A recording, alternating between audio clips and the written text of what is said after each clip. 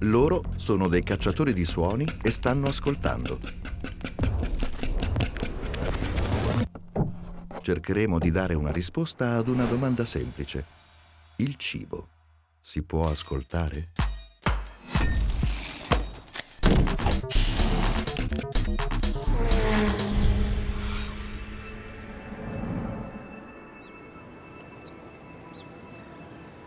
La tradizione alimentare modenese è una delle più famose al mondo. C'è lui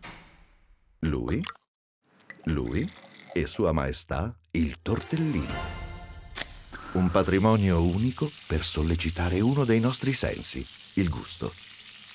Ma se provassimo ad avvicinare l'orecchio? La frittura ottimale produce un rumore tipico che ci dice che l'olio è pronto.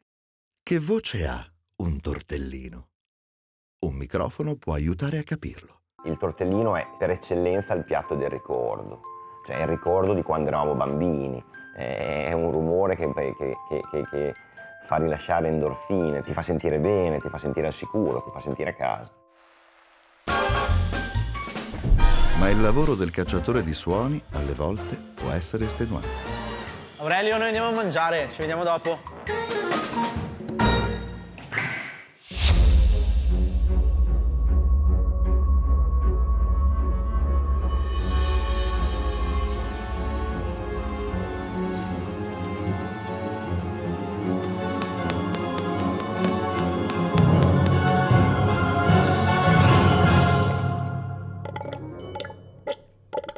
L'aceto ha una grande voce all'interno dei nostri barili e noi sentiamo sicuramente un cuore che batte.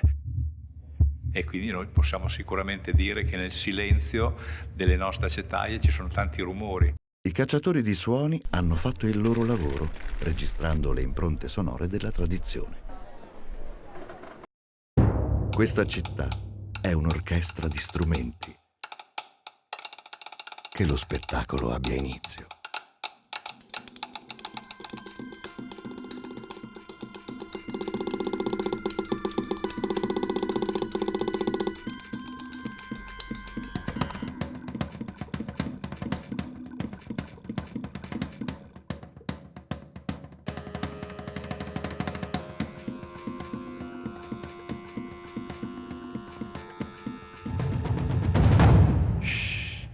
L'Azé, al Dorm, al Sarponsa.